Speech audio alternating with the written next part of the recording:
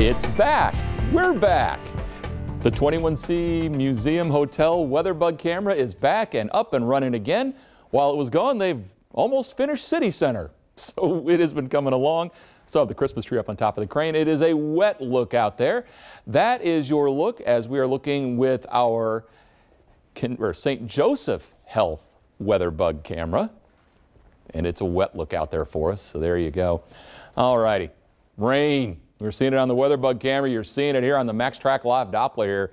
5:15. It is a wet scenario out there. It's just been raining most of the day today, and we will continue to see that soaking rain here for a while.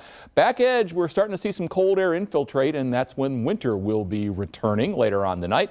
For the end of the week, we start with polar air tomorrow, which sounds cold, and it is. It's the Arctic air on Friday that's really cold. In the 8-day, we're calling it Clipper Mania. There'll be Arctic shots coming through, but as each clipper approaches, you get a little bubble of warmth before the bottom drops back out again. So what's going on here this afternoon? It has been a windy day. I don't know about your neighborhood.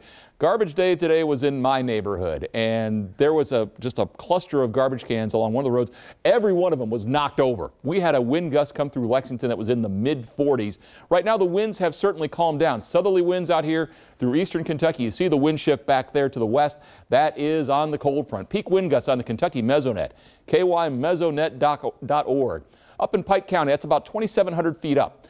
50-mile-per-hour wind gust occurred. In Lexington, our peak wind gust was 46. Black Mountain had one to 45. You see the 40-mile-per-hour wind gust out of Stanford and Danville. Harrodsburg was right behind. Even Liberty had a 35-mile-per-hour wind gust today.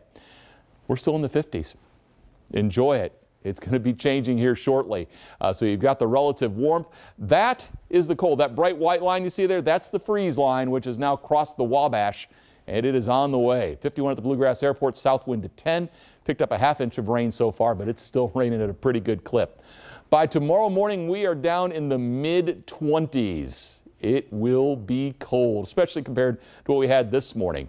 By tomorrow afternoon, there is no big warm-up coming. We're talking highs tomorrow topping out just in the low and mid-30s. Normal high would be 41. Well, we were way above that today. You see how temperatures tank for Friday, but there's your next warm-up before the next plunge comes in on Tuesday. Big picture, you are watching that rain just marching on through. Big snows up here across the Great Lakes, bigger storms across the deep south, but we just got that soaking rain once again. Cold front will continue its eastward march. There's 7 o'clock on our future track.